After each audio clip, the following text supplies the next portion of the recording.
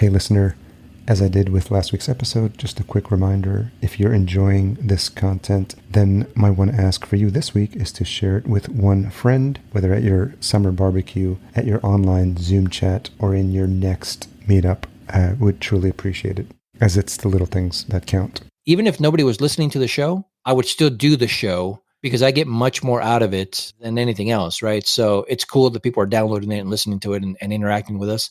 But it's the conversations that I have with truly interesting people from all over the world that a lot of them I become friends with.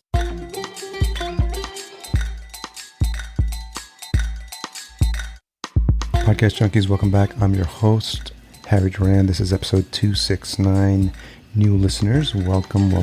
It's the show where we seek interesting voices in podcasting and get to learn a little bit more about not just their podcast or their experiences in the podcasting industry, but also what makes them tick and what they're passionate about. And that's what's been happening in some of these conversations. Last week, Esprit Devora was back for round 2. She's the host of the Women in Tech show. She's the girl who gets it done in Los Angeles, and she's a great and fantastic friend of the show and supporter, has a ton of energy, which was evident during our conversation. I've been getting good feedback from that episode about how open and vulnerable she was in sharing her story. And that's one of the reasons why I just keep doing this show, because I get to have conversations like that. So check that out if you haven't already. Episode 268 with Esprit Devora. Another friend of the show and friend of mine, Gonzalez, is on this week's episode. He's the co-founder of the Outlier Podcast Festival and the host of Outlier On Air. It's a podcast that features conversations with founders and disruptors, mavens, folks who are breaking the status quo and changing the world. And this is a fun conversation because we talk about Ever's unique career trajectory from logistics to event planning and on to podcasting. He talks about the work that goes into planning and hosting events, conferences, and even microevents. And we speculate on what the coming year holds for the podcasting industry. So many things in motion coming out of this pandemic. And it's fun to talk through ideas with someone who's just as passionate about podcasting as I am. Ever stresses the value he places on the relationships he's made and the unique conversations he's had through his podcasting journey. And we talk about that as well. So I know you'll really enjoy these conversations if you've been appreciating the past couple that we've had. We just keep getting better and better with these conversations. And I find them more entertaining as a host, and I really feel like I need to bring my A game to ensure that I'm adding as much value to you, the audience, as possible. So I appreciate you listening. Full show notes available at podcastjunkies.com. Thanks to all who have been patient with the website. We had a malware issue, so the website was actually down for probably more than a couple of weeks, probably close to a month, if I'm being honest. So switched hosts. Shout out to Kinsta.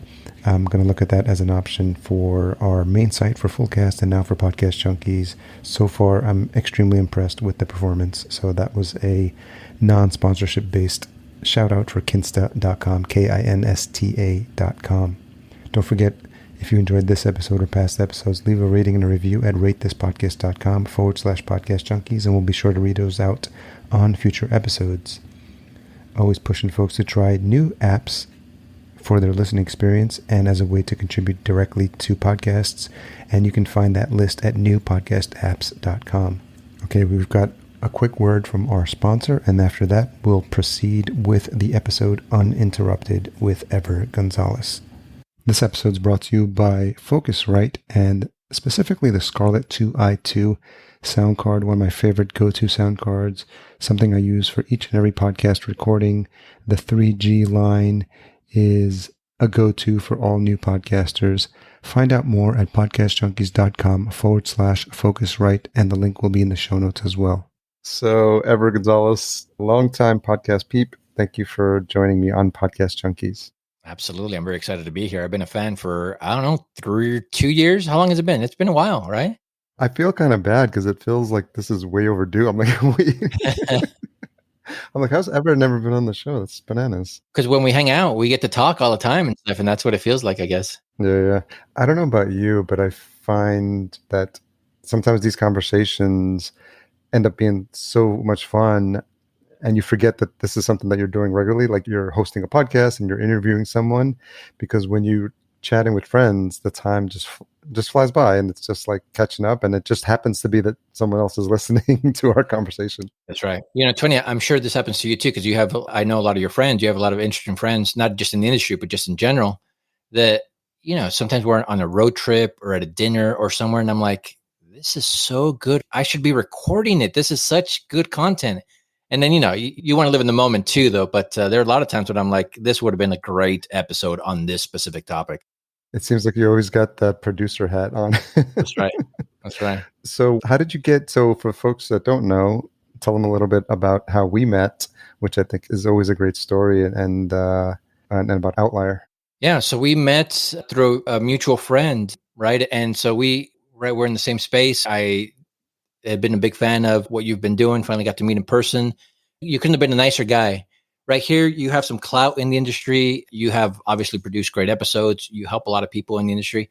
And then, not that I was expecting a jerk or anything, but you went out of your way and, you knew a little bit about me as well and the festivals that we were putting on. And you were like, hey, you need to talk to this guy to come speak at your event, or you guys should have these guys as your sponsors. And not only did you drop names, and like you walked me to a lot of these people and said, Ever, so-and-so, ever, you guys need to connect. And then you like made it so easy to, ask them about sponsorships or to come speak at our events. And I was like, man, like that's a big deal, right? It doesn't happen very often, but you gave it all, right? Right at the beginning. And so we've been friends ever since, because I really appreciated the fact that you were like, oh, I know some people, let's make some good connections. And I think we work similar that way because, I love networking. I love connecting the dots and people that they should know each other, right? And so from day one, I was like, this guy is the real deal, and I like it a lot. Was that at NAB? It was, yeah. Wow. Yeah. So that was 2 years ago, right? That's years ago. That's crazy. Yeah, I think you spoke to Dave Jackson there, and you might have even met Dan from, I don't know if that's where you met Dan from Focusrite or. No, I knew him before that, but let's see, Erica Mandy. Oh, yeah. I knew about her. We'd emailed a couple times. I don't know that I would have recognized her in person, but you were like, hey, Mandy, come here. And then, we had a great chat. Very cool. Yeah, she's blown up, man. It's crazy to see. I know. I'm so happy. She's so down to earth, but very professional. She's doing some cool stuff in the industry. I feel lucky to have interviewed her like early, because I remember when she was starting the show and we were at Podfest, and I was like, oh, let's come on. I want to talk about that. And it was just, really early days. And actually, we had a couple of calls about some marketing ideas, but yeah, she just took the ball. And I think it just speaks to her professionalism, because she's been doing she was a journalist, she's a reporter, I think for like 12 years. So she just had to learn the podcast stuff. So, but the discipline of putting out that show on a daily basis is pretty impressive. Yeah, I think when we first talked to her, she was doing it all by herself, like really late at night, putting that stuff together. Now I'm sure she has some help, but in the beginning, it was just her. And I was like, man, first of all, is this sustainable? You can be able to do this day in, day out, because it's a lot what she was doing, what she still is doing. Luckily, she has a little bit of help because of the success that she has seen. She just had my girlfriend likes to play, Natalie likes to play the episodes in the morning sometimes, and she just had someone covering her while she was on maternity leave, which was pretty cool. Yeah, so she's like covering for her Mandy, who was on maternity leave, and she just kind of had the same energy and stuff. So that's, you could probably speak about this a little bit, but just having support and being able to feel confident that you can scale something and knowing that people have your back, I think is pretty cool. Yeah, we had her at one of our events too in LA in 2019, in September 2019. She came out and spoke, and of course, man, I mean, she killed it, right? She's very professional and just very likable, and a lot like you. She was like, hey, you guys should talk to these people. Have you thought about doing this or this? And I welcome all that kind of feedback. It was perfect. I think that's one of the things I've missed the most from COVID, and I unfortunately won't be able to make it, probably not to a podcast movement. So I still won't. I've already had people ask me, you can be there, you can be there. I'm like, oh man. So I have to start planning, because I had stuff coming up. So I think I want to hit 2022, hit the ground running, and at least get 2 or 3 of the big ones in the calendar. But for the listener who may not know about Outlier, tell me a little bit about the origin story there. Yeah, so my background's in logistics. Spent most of my career, right, I don't know, 15, 17 years or so in logistics, and moved up the ladder. I started in the warehouse, kind of was VP of sales at one point and director of operations. And then I was like, you know what, I think I can do this on my own. So I started my own logistics company. Did you drive the forklift? Yeah. In the very beginning, absolutely. Right. It's funny, because I didn't know what logistics was. I didn't know what freight management was. I was 19, maybe 20, talked my way into a job that I didn't understand, even know what it was about, just because I remember when they listed it, they were like, it pays this much. And I was like, ooh, I want that. And so I BS'd my way into a job. Luckily, I was there for 3 years, learned my way. It was a startup. And from there, I was like, didn't look back. But anyway, started my own company back in the day, ran it for about 4 years, sold it. And then I had a non-compete, right? My whole life, I just knew logistics. And so I was like, shoot, I can't go back into logistics because I have a non-compete, right? Because I just sold the company. And I have a little bit of time in my hand and a little bit of money. What am I going to do with my life, right? What am I going to do for the next couple of years? And I was like, oh, I know. I like people and I like talking about business. So I started the Outlier On Air podcast. We have 450 episodes or so now, right? We've been doing this since 2013. And then from the podcast, we opened up a co-working space in Southern Utah. And all of this, I didn't know anything about podcasting. I didn't know anything about media. I didn't know anything about events, but it would just kind of built upon itself. Talking to cool people, awesome. Hey, let's start a co-working space for entrepreneurs in Southern Utah. We did. And I was like, we have this cool space. Let's host some events. I didn't know anything about events, but we hosted events every month. It was fun. It blew up. And I was like, St. George, where I was doing this, is awesome. Southern Utah, great place. How about we go and host events in other cities? And I was like, okay, let's go do that, and figured it out. And we haven't looked back. And so, yeah, we host podcast festivals and we host entrepreneurial conferences as well.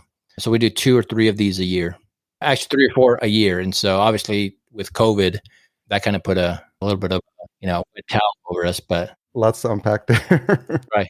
But now September 2021, we're hosting our first event in over a year here in Austin, Texas. Oh, awesome. I will definitely, what's the date on that? 23rd and 24th. September 23rd, 24th in Austin. I will definitely look at trying to make that. If you can come, let me know. We'll get you on. Save me a speaker slot. That's right. Always. So a lot to dig into as you follow that thread. One of the things that was interesting that you said early on, going back to the logistics company, is that you talked your way into it. And was that like a childhood trait, or like did you have, if you talk to family members, would be like, oh yeah, Ever's always been like that? Yeah, I think I was very quiet when I was growing up. I still consider myself somewhat quiet, but I like people enough that I can talk to anybody. I can kind of try to charm them at least a little bit, right, without being insincere. And so I've kind of always had that, but I was still a little bit quiet. But when I see something that I want, that I like, whether it's a job or a girl or something like that, I can definitely turn it up whenever I need to. And again, I saw the ad and I saw the pay, and I just knocked on the door, said, I will work for you. I will be the best employee for you. And I absolutely did it. I put my heart and soul into this. I was 19, 20 or so. And right, I knew at that point that college wasn't for me. I had already dropped out twice from school. And I was like, well, I need to make a career out of something. This is kind of cool. And these guys, right, it was a calibration lab out of El Segundo, California. So they had big contracts with Boeing and Raytheon, and they just needed these satellites and big equipment transported from one place to another. And I was in charge of making sure that it was handled properly, all the paperwork signed, all the different things lining up. And again, did that for 3 years, learned, grew with the company. And then that kind of just catapulted me up into the logistics field because I learned so much in those 3 years. And after that, I just went from, high paying job in that industry to high paying job, right? I went from, I think I was just like a logistics guru. Yeah. I didn't even know what my title was there because I was the only one in the department. So logistics manager, I guess. But from there, I went a vessel superintendent down at the Port of Long Beach to director of operations to VP. That's a big port. Yeah. And it was great. So when you think about logistics and shipping and everything that's related to that, it always interests me because of all the moving parts. And I did some consulting with a company, and my client was Unilever. So I got to spend like a lot of time there. And so just understanding like supply chain and all the, like how the pieces move together, and how, when you think about the things that appear like this, like notebook that's in my hands, or this pen, for the benefit of the listener, I'm just like showing stuff on the screen. But yeah, people don't think about all the things that had to happen for that to get there. And as you were starting to learn more and more of the ropes and taking on more and more responsibility, what were some of the takeaways for you from the time you spent there? Yeah, I think it just, I think I lucked out because I think my brain is built that way, right? Organizing these things and make the in my life, I'm not very detail oriented, right? I leave it up to others to kind of do that stuff. But when it came to supply chain and logistics and all those things, yeah, I was very focused and very detail oriented. And it just kind of made sense in my head where others, when they looked at the data or needed to figure that part out, it didn't necessarily make sense. And so I just walked into something that was perfectly set up for my personality and my brain. And I realized that early on. That's why I stuck kind of in that field, because it wasn't always fun and it wasn't always sexy, but it did pay well and it was easier for me to do. And so that's why I was like, no, I'm doubling down. This is what I'm good at. I'm going to follow it. And again, it wasn't until I sold my company that I had to kind of figure out what else I wanted to do. But for a long time, I thought I was going to retire doing something in logistics. And I might still go back to it. I consult a few different manufacturing companies or logistics companies every once in a while, but I'm having too much fun with what I'm doing now with Outlier to go back fully to logistics. What was happening in your world where podcasts came on your radar? Because the idea of starting your show and then figuring out like the topics you want to talk about, like what was inspiring that? I remember reading an article and, I kind of heard about the word podcasting. This was 2012, right? So obviously they were out there, but not like they are now. And so I remember thinking, okay, I kind of know what that is, online radio, maybe something like that. But then I read an article that Tom Hanks, a podcaster, Nerdist podcast, I don't know if you're familiar with it, the guy Chris Hardwick, who was the host, he was a big fan of Tom Hanks, and he knew that Tom Hanks loved these old-timey like typewriters. So he bought one, sent it to him with a note saying, you can have this typewriter if you come on my podcast. And anyway, he did, and it was a cool episode.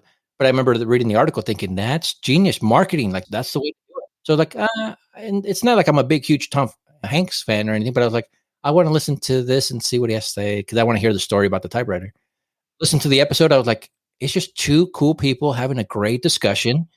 And I'm like, what is this, podcasting? And so anyway, I listened to a lot of his other shows, went and found other podcasts that I liked, business podcast, Mixergy with Andrew Warner. So it's like great stuff. And I was like, I was still very into logistics at that point, but I'm like, you know what, this is fun. I bet I can do this. Anyway, sat on it for a long time. It wasn't until I sold my company that I was like, I really enjoyed listening to that, and I really enjoyed everything about it. I don't know how to do this, but I have some time on my hands, so I'm going to figure it out. And thinking it was just going to be like a side project, something that was going to be fun just for me. And it definitely is fun, but it kind of blew up a little bit in the beginning. And I was like, well, this is getting some traction, and like a lot of people are listening to it. And I'm reaching out to people that I have no connection to or no reason that I should be calling anyway, or should be taking my calls.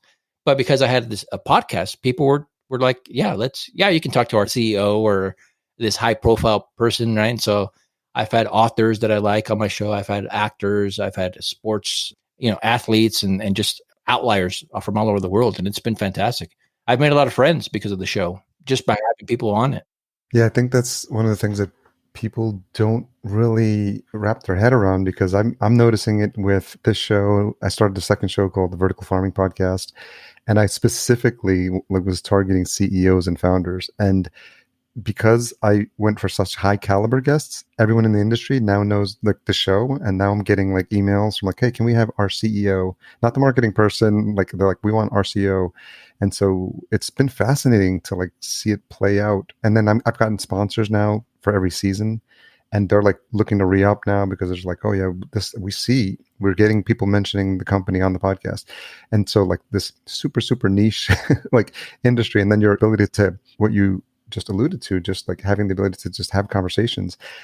I'm learning about the topic, but because of all the miles I put in with Podcast Junkies, I'm super comfortable interviewing on a topic like that I know little about, because that's not the topic, it's the person. My focus is like completely on the person in front of me, completely trying to understand like, beginner's mindset. Like, why'd you do that ever? Like, what made you want to start that? And it doesn't matter that they're CEO, because they all have an origin story, right? So, and it's funny, just much like you, right? I mean, we kind of have that same personality, and we can talk to just about anybody, but because you're curious about them and you want to hear their story, right? I've had astrophysicists on my show. I have no idea what they're talking about, right? But I mean, I can get the story out, and then they go kind of like into this little rant, and I'm like, okay, listen, you lost me with the technical stuff, but that's cool that you did this or that and stuff. And I'm sure it's the same for you, right? But it's funny because much like you, when I call on a CEO or somebody that's high profile, Andy Weir, who wrote The Martian, I was just a big fan of the book, right? And I was like, I wonder if I can get him on the show. I called him and he took my call, right? And he wouldn't have if I just wanted to geek out on him and like, pick his brain. But because I have this platform, he took the call and he accepted. And he's been on the show twice for both of his books. Oh, that's so cool. And so it's funny how it works that way. We're adding value. You and I and others that have platforms are adding value to them because people get to hear about them and, you know, they can talk about their books or whatever else, their companies, whatever else they're doing. And it just kind of works both ways. We just have to learn how to be a little bit better at it and adding value to them as well, because obviously our time and their time are very valuable. Yeah. And it's one of my podcast mantras, but treating your guests like gold, like really valuing their time, but not just on the conversation, but even like how you reach out to them. Like, what's the tone of the email?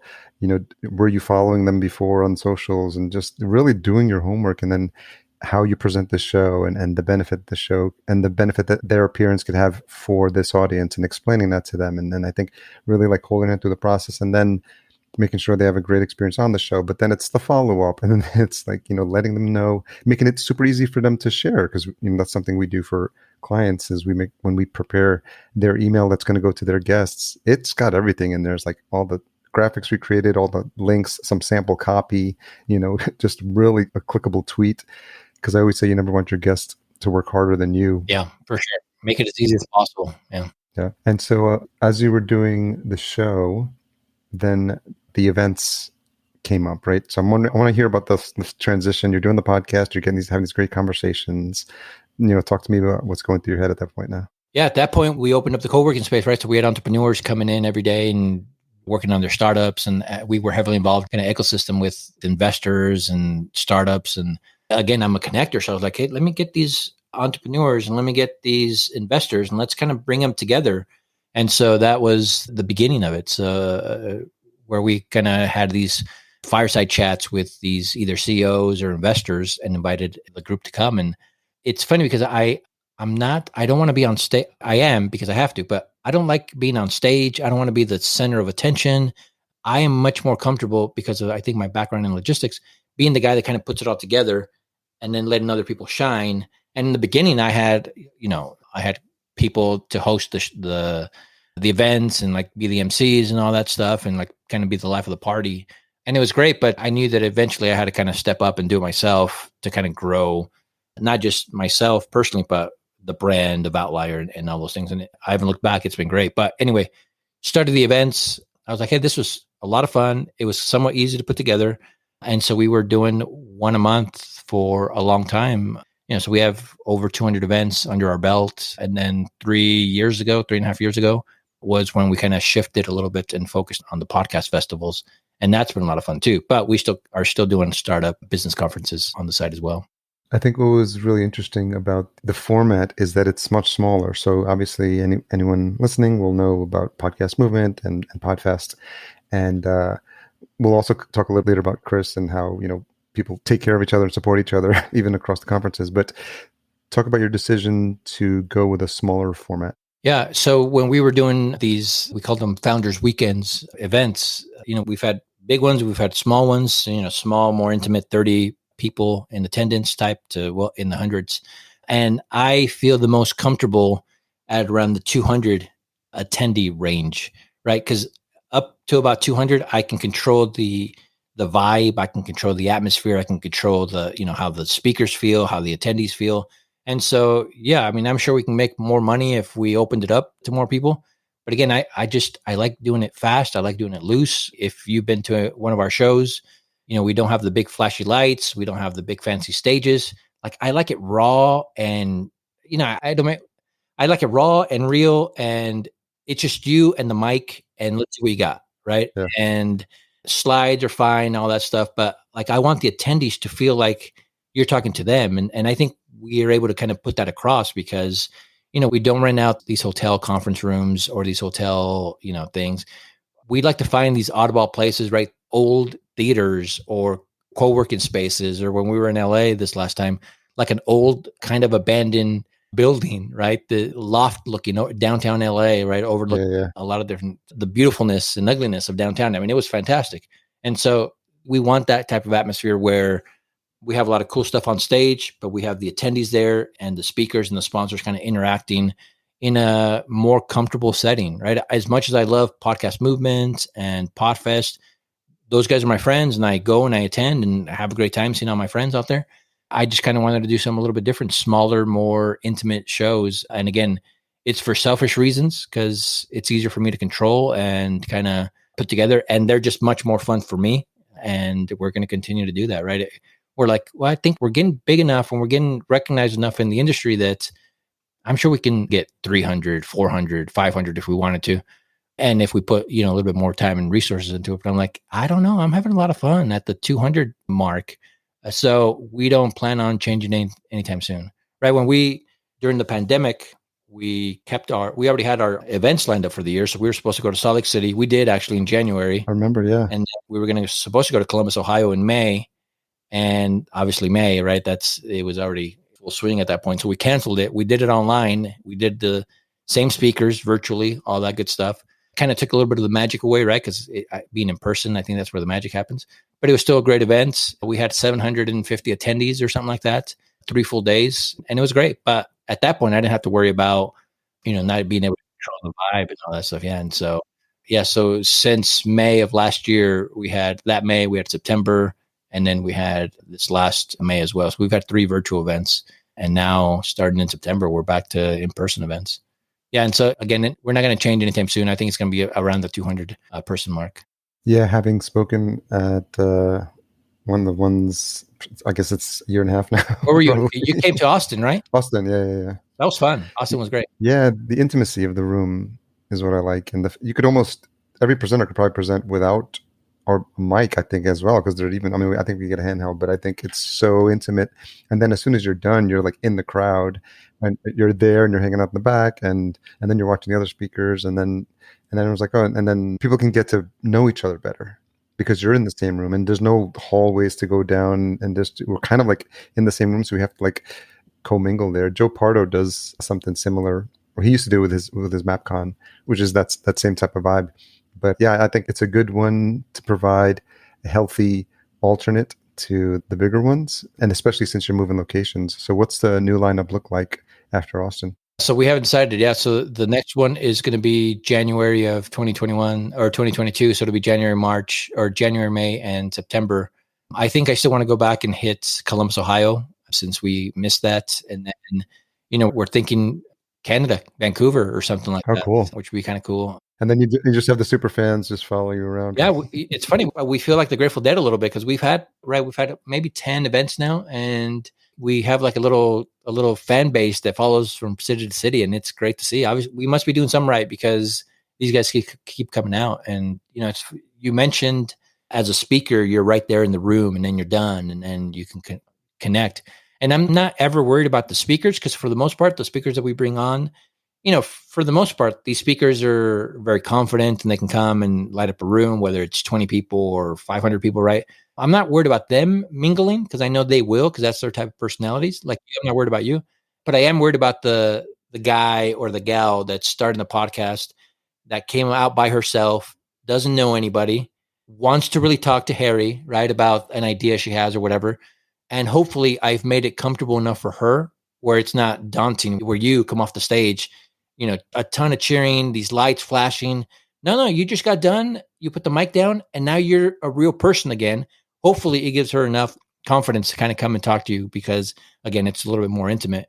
And we've seen that for sure. And I've had people tell me at the events or afterward in an email saying, hey, that was cool that I was able to talk to a sponsor for a long time or talk to a speaker for a long time. And I'm like, that perfect. That's what we want to hear.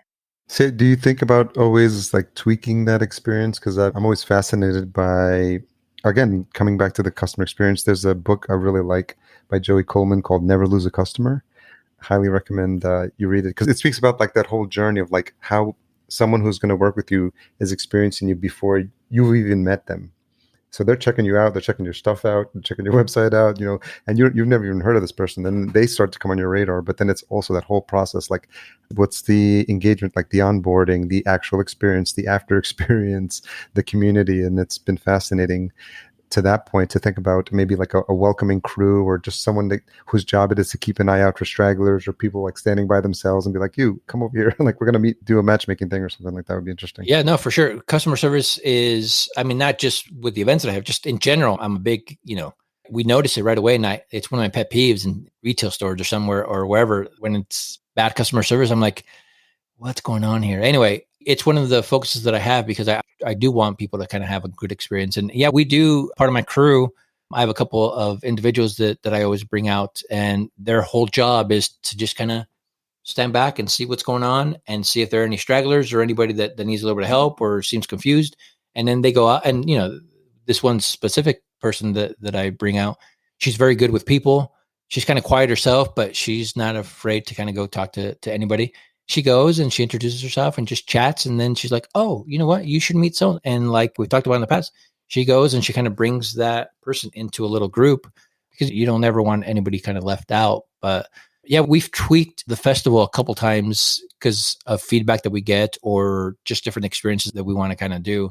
All of our sessions, whether it's a keynote or a panel or a breakout session, 30 minutes, right? It's standard wise, it's usually 45 minutes to an hour, right? Yeah.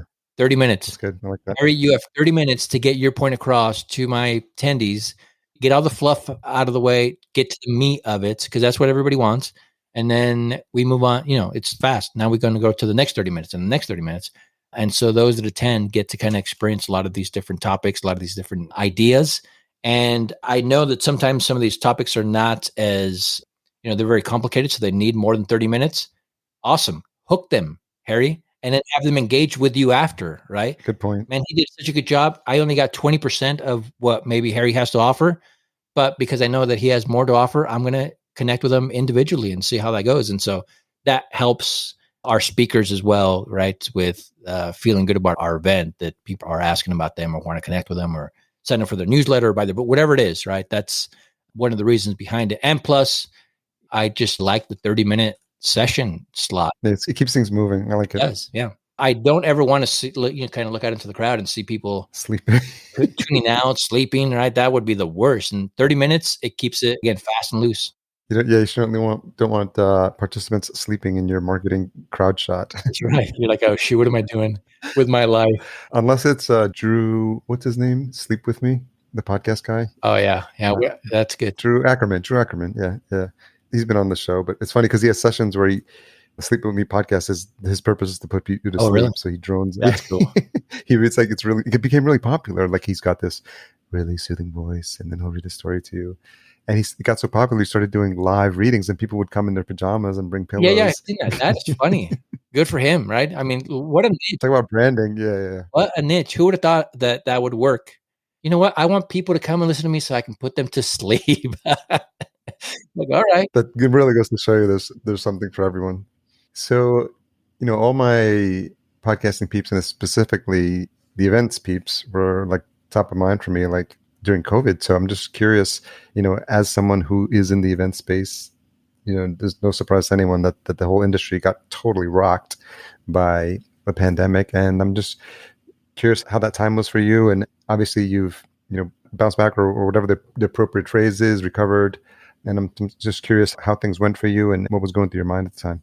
Yeah, and it was strange, right? So we were still living in southern Utah. We knew that we were going to move out to Austin, and we sold our house. We put our house on the market late January, like the last weekend in January. It sold February 1st. So like it was up for 2 days and then we sold it. And so we thought we were going to have a little bit more time out there. Anyway, sold it. And we moved out here during the pandemic. And so everything was new to us, right? And so we leased a house out here in Austin for a year before we figured out where we wanted to buy. Anyway, yeah, it was rough because every 3.5 months, every 4 months, we have a new event. And so I go from event to event to event. And then when we realized that we were going to have to shut it down, not just Columbus in May, but the next few, I was like, oh, shoot. And then like, I'm sure like everybody else, I'm like, all right, how are we doing money-wise? How are we doing? Just, are we going to be able to survive this? Am I going to be able to kind of host events again? I mean, what's the world going to come to? And so, yeah, there were some, especially early that summer, some rough moments.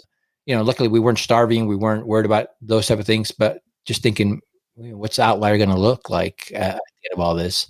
But yeah, we kept it going and it worked. And I picked up some, some consulting gigs here and there just to kind of keep it even. And luckily our sponsors stuck with us, right? So it wasn't, they didn't pull back. They were like, all right, it's going to be virtual. I guess everybody's doing a virtual. Let's do it. And not just that, but they kind of came back and stepped up because it was going to be virtual.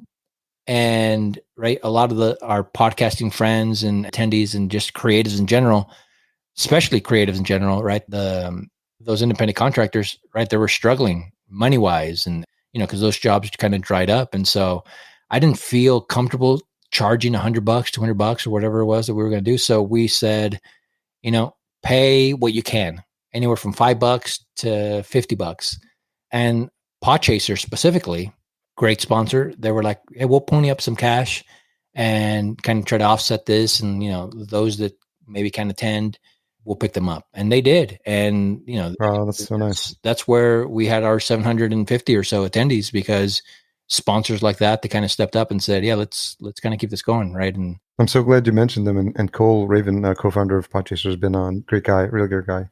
And so it's not surprising to hear that, especially it speaks to the relationships we build in person, not even thinking about like how they'll pay off in the end. But I think it's that connection, that getting to know people. So when times like this happen, like those, you really see like the value of those connections you made in those friendships and how it turns out. It's funny. A lot of people say this, but it's true, right?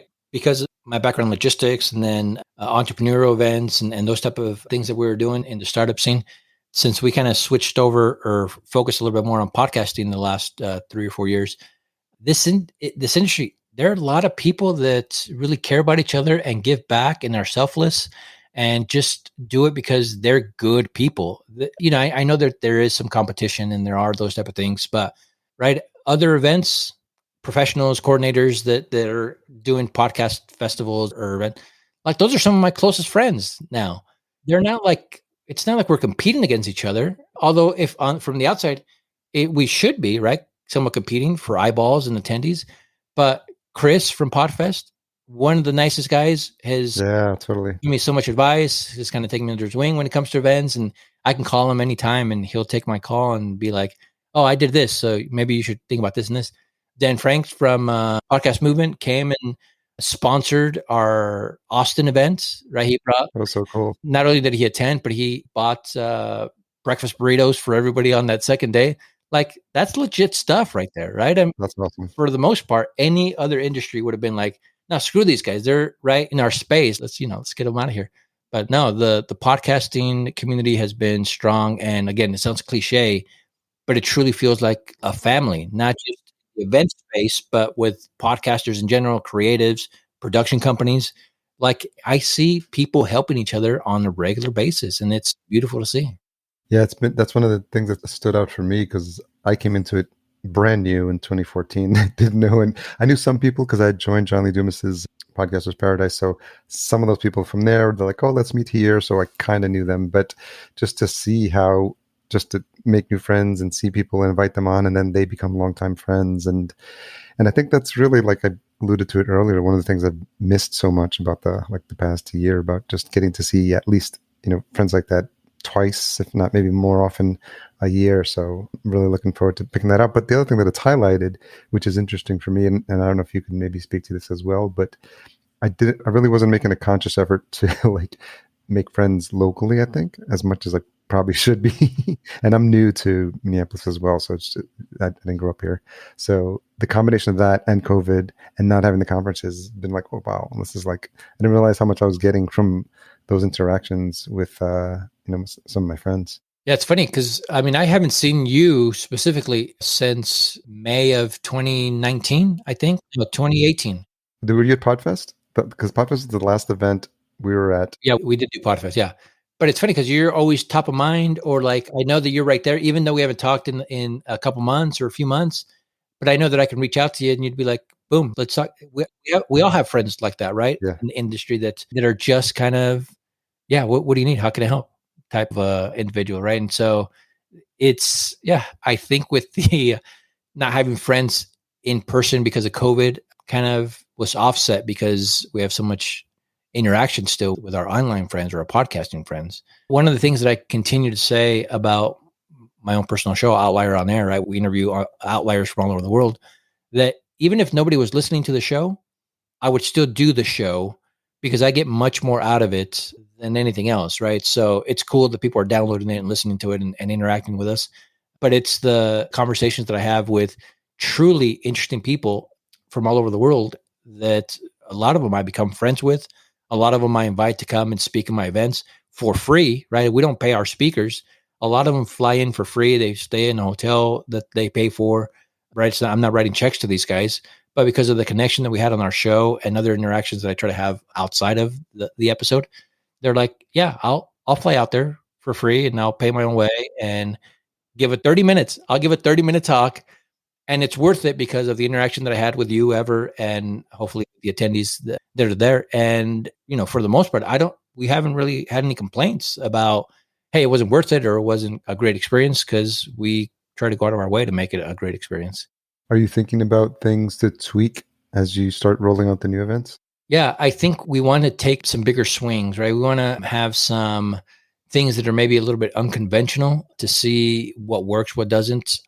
Ariel Nissenblatt, who's my partner in this, right? We feel comfortable with everything that we're doing, with the content that's coming off from our stage and the interactions that we have at their events, that if we take a swing, a big swing or two and whiff and strike out and it doesn't work, the entire show, the entire event still works because they're such great speakers and interactions overall, that I'm willing to take a chance with a new idea, even if it doesn't work. Because if it doesn't work, it'll be covered by the rest of the show. If it works, we hit a home run, even better.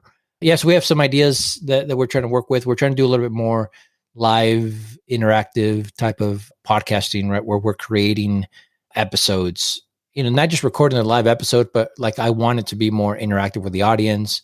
I want to bring in some of these like Girl in Space type of podcasts where they do a live read from there and have the audience interact with it, with the actors. And I don't know, we're trying to figure out a lot of different things. And, we also have the earbuds pitch competition, right? So we bring in new podcasters to kind of pitch their idea. The winners get professional equipment. They get consulting from some of our VIPs and our judges. And it's been great.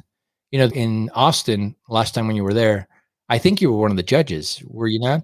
No, I was judged on the virtual.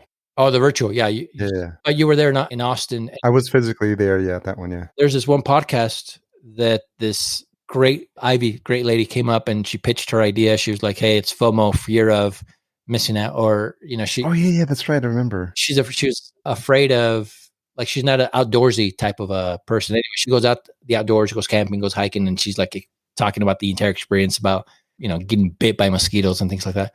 Anyway, that was a year and a half ago, and so she didn't win. She came in second, but it was such a good episode or a good idea that some of the people there were trying to help her. I'm sure they gave her some ideas. Some of the connections that she made there were awesome. And then now, just last month, launched, is doing great, has been kind of partnered with Spotify, or has been listed on Spotify. Oh, nice. And has a bunch of articles written about her and how awesome it is and how funny it is. And like, she's a year and a half later, it's like blown up, not necessarily because of what she did there at our event, but like, that's the kind of stuff that we want to kind of encourage. And so now she's coming back, to speak at it and talk about her, from the idea to where she is now, getting all this attention. I mean, that's a cool story to tell to aspiring and indie podcasters, right? And so, yeah, I remember her. She's Asian American. She is right? Asian, yeah. Yeah. And then it was about the exact opposite of, like, it was something related to the word FOMO, I think. Yeah, actually, it was. Yeah, but the fact that she was there and now she's come full circle and coming back, that's like, for you as the sort of like, not maybe like a proud papa moment, but just kind of like seeing the genesis of. Even though I had very little to do with it, other than host this little event, it's definitely is like a proud papa moment for sure. Yeah, I mean, that's not a little thing. I mean, the fact that you created an environment that allowed that to happen, and her to see that and just be like, oh, this is the one where I want to talk to that silly idea I had, and then to see it end up where it's ended up, it's so awesome. Yeah, and so she's going to be in Austin? So she lives in Austin, yeah. So okay, that's right, yeah. And speak about, and like, that's not just as somebody that's putting these together, but even if I was an attendee, like, that's exactly what I want to see at these events, because that's real life Like she's going to talk about the idea. She's going to talk about being so nervous about coming to pitch at our event. And then she was like, okay, shoot, now what do I do now? And I know that a couple of mentors kind of connected with her and said, well, let's figure out this and this and this. And now she's getting all this attention from these big companies and, articles all over the place because of something amazing that she's done. And just a year and a half ago, she had no clue about podcasting. Now she's getting all this attention, which is great. Talk about the best client testimonial ever. Right, it's so good. So with all the things you've got on your plate, did I also see that you have an Outlier branded Chrome plugin? Yes. What's that about? And it's free, right? I mean, I love indie podcasters. I want to make podcasting as easy as possible. And a lot of the things that I do because I want to do them, right? Not because I think that they're big money makers, although there are some of those ideas, but Outlier in general makes money, but it's not a huge money maker for me because it's more of a fun kind of thing that I'm doing. And so we have this Chrome plugin where it makes it easy for people that are taking notes, whether you have an interview show or whatever it is. You put in somebody's name and look them up we're connected through Podchaser, right? So if I put in Harry Duran on there, every episode that you've done, every episode that you've been in, or whether it's a topic or whatever it is, kind of comes up, and then I can collect that data, put it into this file, and then when I'm ready to do my show, I just kind of pull that file up, and I have all the links, all the data, all the comments, all the, whatever it is on there, so that I can have the best show possible. So I'm the most prepared to talk about this person or this topic, or if I'm writing the paper. And so anyway, it's a free plugin, but this is part of the plan to kind of give as much as possible, add a ton of value so that when it's ready for us to be like, now it's time for you to buy this $1,000 whatever high ticket item, whether it's a retreat or whether it's a software that we're looking at or something, it'll make it easier for you to be like, oh, I have a good experience with the Outlier brand and whatever, that they're like, and I know that it's good, and I know that his events are all right, and so I trust hopefully that this will work. And so that's kind of the plan for now. We're not in a hurry, right? I'm going to continue to do this for as long as I want, as long as it's making sense for me and that I'm having fun. And so I want to continue to add as much value as possible so that we hear more stories like Ivy's and other people that are succeeding. Yeah. So cool. And it's fun seeing people that, that nobody knows about. And I call them and I'm like, I like your story. You're not necessarily a professional speaker, but you have a good enough story that people are going to, excuse the ums and the nervousness and all that stuff. Come on our stage, tell your story, or teach what you need to teach. And then they do it. And then a year or so later, I see them on some of these bigger stages. I'm like, yes, I love this gal was picked up, right? And so, again, those are small little proud pop-up moments. Again, nothing that I did that was big or anything. Just I'd like to think that I'm pretty decent at scoping out talent and desire and those type of things. And those are the people that we want on our stages. Regarding the plugin, because I'm a bit of a tech nerd as well. So did you just start working with a programmer to do it, or did you have programming skills yourself? Are you going to tell me that that's something you actually learned yourself as well? No, not at all. Most of the things that I do, again, I find the talent, right? And I'm like, hey, yeah, you can do this. Let's work on this. I have the idea, and then, yeah, you go figure it out. So if you're going to, if we were going to talk details, I'm like, I have no idea. I just know what it does. You're the vision guy. That's right. And which is fine, right? I'll let these other guys figure out how to put it together and all that. But it works well, and it's something that I use personally. And we've already had quite a few downloads already, or people that are using it because, again, hopefully it's bringing value to them. And do you have to be on a specific page? You have to be on the Podchaser page or other websites for the content? No, it could be anything. Yeah. Okay. But we also are integrated with Podchaser, just because in the space that we're all in, right? If you can find any type of information, because Podchaser, man, they're doing some cool stuff. Oh yeah, really cool. Now that those episodes and that data and all that stuff, and so now I can find anything I want about Harry there, right? And all in one place. And now I just kind of use the plugin to kind of. Yeah, we're making a concerted effort. I had my team go back and go through all my 266 episodes on Podchaser and make sure every single guest was added as a creator, as guest. Oh, really? Because I was like, the SEO power of that. This is just like probably something I'll do for one of the presentations, maybe at Outlier. But just really like podcasters to think about this, the SEO power. And if there's a site that's really friendly to podcasting that has got $4 million in funding and is doing everything they can to get traffic to their site, why wouldn't you want to like leverage that, piggyback off of that, and then just, if people are searching for an obscure name, but that obscure name was on your show, like it'll probably be the Podchaser link that's going to show up, right? About the appearance. And so we're doing it now, and we're actually doing it for our clients as well. Because I just can't in good conscience not feel like I'm doing everything possible for my clients. If I've already tested it and I'm like, if I would do it for my show, then I should probably be doing it for my clients' shows. And so we're making sure. And then even our company, Fullcast, I was like, well, I went back into all my shows and I put myself as a producer, and just these little things, this whole taxonomy group that Podchaser has been working with. And we'll provide a link to that in the show notes as well. But it's just standardizing. As the industry grows up, it's, all these roles that people have: producer, a host, guest.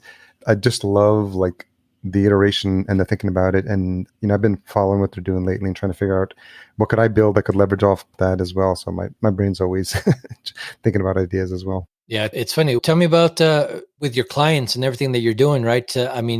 You're always thinking ahead, right? You're always trying to figure out what the next move is or where the industry's going. Sure. What is 2022 going to look like?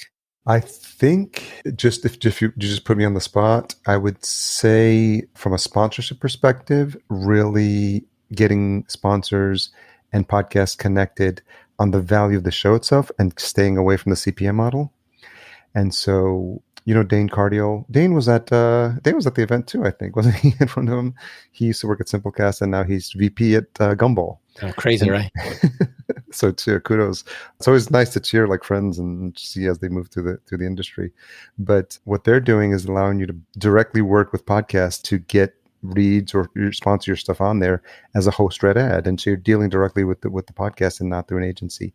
So I really think that's interesting. When I talk about the vertical farming podcast, like we got our first sponsor before the podcast even launched. So I was like, real eye-opening moment for me, and I think more of that's going to happen. And I think even me as a production company, I'm talking to people and thinking longer term and saying, I don't just want you as a client. I want to build a partnership with you.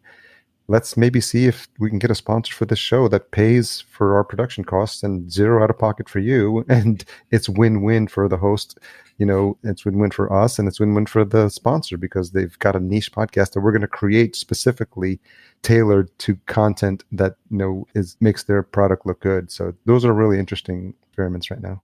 And so, I know that we've been at this for a while, right? And I think I'm running into some companies, because we kind of do similar things with sponsoring and those type of things. Some companies that are like podcasting, no thanks. That's like, it's too low, or it's not enough there. Where other companies that are still large companies, they see the vision and they see that it's a niche audience, but in that niche works perfect for them. And so when it's a company that doesn't necessarily get it yet, what's your approach? Well, I don't think you'll be able to convince anyone who hasn't heard of podcasts or is aware of the power, but you do have to do some education. So it's funny enough, for season 4, I just finished up like a whole wave outreach sponsorship emails, but this is on an Airtable that I've been working on for like the past almost 2 years of just collecting companies. And because I've learned a little bit about how to use that efficiently, I can create like a outreach table and look up. So basically, as I go through each company, I'm like, okay, sent them an email. I went to their contact page, date last contacted. You have to be disciplined about this, because if you're trying to look professional to a sponsor, like you need to look like you have your shit together, right? Because if they're going to be giving you thousands of dollars, and then what you have to do is educate them. So in the pitch, I link to the Edison research report, right? And I'm like, look, you can see the trends. It's very clear what's been happening in the world of podcasting. Awareness is over the past 10, 15 years, whatever that bar graph that we've all seen is doing. I'm like, the podcast section starts on page 63. For some of our clients, like we create a really detailed page that I pull in all the reviews from Apple Podcasts. And I do screenshots of them. I use Notion pages. Notion.so is a great like tool that it's like an Evernote, and it makes it really easy to do pages for promotion. So that letter that I told you about that we send to guests when they appear on the show, that's now a Notion page because I can embed the media player from the hosting company. I can embed the audiogram we created. I can embed the graphics. So I'll play the audiogram right on the page. So it's almost like a multimedia page that I send them. They're like, whoa, this is great. You made it so easy for me. And so now we're thinking about that for sponsors. I embed the episode. I'm like, listen at minute 1. We're the host of the ad read for the show, and then look at all the ratings for this show, and then look at their social media reach, and then like look at the industry. So I basically like I've got now a template that I'm replicating and tweaking slightly, but you have to tell a story. You have to say, this is why I think company XYZ would benefit from being in front of this audience, because look at the topics we're covering, or look at the pedigree of the host. We're doing a show for a guy named Dr. Brian Boxler, but he's an eye surgeon from Beverly Hills, and he's got a TikTok channel with like 2.5 million followers. Oh, shoot, really? His daughter got him into it, and he's blowing up. He was at 1.8 when we started working together. So we launched a podcast for him, and it's blown up. And it's crazy because he's been able to like move some of not the 2 million, but like there's a portion of the people that come over, and we train them though. We say, hey, read the reviews. We use ratethispodcast.com for all our client sites, ratethispodcast.com/podcast junkies. Listener, by the way, if you don't have one of those set up, set one up right away. But what I train my clients, I'm like, okay, this is what you're going to say at the end of your episode. This is your outro. We set up a ratethispodcast.com account for them. We give them the URL to say, because once those ratings come in and they read those ratings, it starts building up that visibility in Apple Podcasts, which I already thinking ahead. I know I'm going to go screenshot to put on the sponsorship page. So I'm taking a lot of trial and error, but I sort of can see a couple steps ahead. So now for my clients, I'm trying to like give them the training to think like that, to be sponsor ready. I say, hey, do an ad read for your own business. Like do an ad read for something that, whatever it is that you already do. If it's a book, it's a course or whatever, get listeners into the habit of hearing that ad read spot. Because if they like the show, they keep coming back. Eventually at some point, it'll click like it did for me. Like I've heard a couple of shows and I'm like, oh wow, they've got an ad spot and I like the show and I should probably like reach out and to like sponsor my show. And that's how it works. And it's funny because, like you said, there's a lot of trial and error that I'm sure that has happened in the last couple of years and stuff. But overall, you see, it's still growing, right? I mean, we're still like in the baby stages, and it has so much potential, right? People are like, well, it's going to fade. It's going to, it's a bubble. And I'm sure there's going to be some of that, and some of these podcasts or production companies or just other companies in general are going to go away. But I think overall, this is here to stay. I mean, this is a pretty powerful medium already, and it's just going to get bigger and bigger and bigger. There's a lot of money that's coming into this space, which is kind of cool to see, which is good and bad, right? Good because we want it and we need it and we want the attention. Bad because these celebrity shows that are generic sometimes are overshadowing a lot of these indie podcasters that are putting their heart and soul into this and have amazing shows. It's just, at that point now, it's just a discoverability problem, right? Nobody knows about them, even though their content is fantastic. Some of these celebrity shows that are some of them just kind of dumb, right? Nothing to it. Most of them are, yeah. Brain dead stuff. Yeah. Most of them are still getting a lot of downloads where somebody in their basement that's doing some awesome stuff is, being overlooked, which is, again, good and bad, I guess. Have you been following the Podcasting 2.0 stuff? I have. Yeah. Well, tell me about it. No, I've been listening to this show. So it's podcastindex.org, which is essentially like an alternate directory for podcasting. If you're a podcaster, you should go submit your show now. And the good thing is most of the hosts now connect with Podcast Index, so they'll submit your directory there. But I think and it's Adam Curry and Dave Jones. And for those who are as old as I am, Adam Curry, the godfather of podcasting. He's credited with the specifics about the timing, I don't know, a little off, but 2006, working with Dave Weiner, who invented the RSS feed and built podcasting. So they've got a podcast called Podcasting 2.0. I've been listening like every day, like every week, and it's really fascinating. It's super geeky because it gets into like the crypto stuff and what they're calling value for value, like a podcaster being compensated immediately, like on the app. I'm listening. I love this podcast. Boost, and they use Sats, which is a micropayment of Bitcoin. Satoshis, they're short for Satoshis. But it's like it's like when you first hear it, it's super like over your head. But if you keep listening, each episode, you learn a little bit more. Oh, I get it. I get it. So now I've like put Podcast Junkies on the value block. Like I'm in there, and that means that my podcast, if you're listening on a Breeze app or one of the other crypto friendly podcast players, you can literally send me like micro Bitcoin payments while this is happening. And if you are listening, that would be the good time to press that button. By the way, well, it's funny because on their show, they have a little jingle, Dave Jones and Adam Curry, and they're like, it's time to boost your sats. And it's funny because imagine if you're on an app that supports it, you're like, oh, ha, ha, ha, ha. And then you're just like, boom, boom. And then and they're like pennies, like equivalent. But over time, like you can create. Just the idea. It's so wild. It's so fascinating. Yeah. Yeah. And what you can create allotments that let's say I get someone contributes $1 to Podcast Junkies. I can allocate, like if I want to, and say, the person who did my music gets 2% or 5%, like every payment, and just have that in allocation. Your producer can get a certain 2%, like your editor can get a certain price, the host can get paid, and the ability to do that. I don't know how to do that yet, but just the concept of it and just it feels very like ham radio, like super, super like bleeding edge type stuff. So every time I get a chance, if you get in early, right, that's perfect. And FYI, in case you didn't know, Adam Curry lives in Austin. Yeah, I did know that. Yeah. Yeah. He's been on the Joe Rogan show, right? And they were talking about us. So, maybe good intentions always happen on this show. So when I've had people like say stuff out loud on this show that's actually come true. I'm going to have Adam Curry at the Outlier Podcast Festival in September, Austin, 2021. Perfect. And then I'm going to give all the credit to you, of course, you and your magic.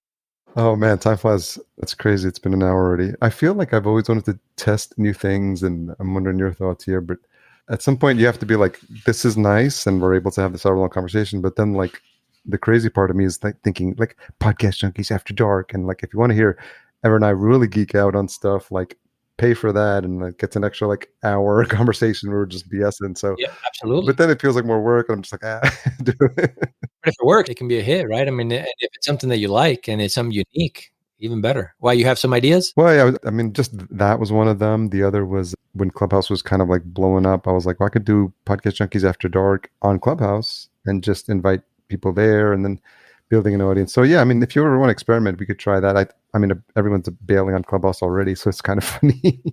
Yeah, it's funny because I was invited to come and speak at a couple of different panels and stuff, and I was like, hey, this is kind of cool. And then I'm like, all right, I'm going to invest time and effort into like building Outlier there on Clubhouse. And I was like, but I've been burned before in logistics, where I build my brand on somebody else's platform, and they change anything or they tweak it or they die, everything goes away. And so I held back and I didn't. So smart. I'm kind of glad I didn't, because I want to control whatever I'm going to invest my time and effort and money into. And so, yeah, I mean, it's too bad that Clubhouse is not, I mean, it's still strong and it's still doing great. Well, it's still strong. Yeah.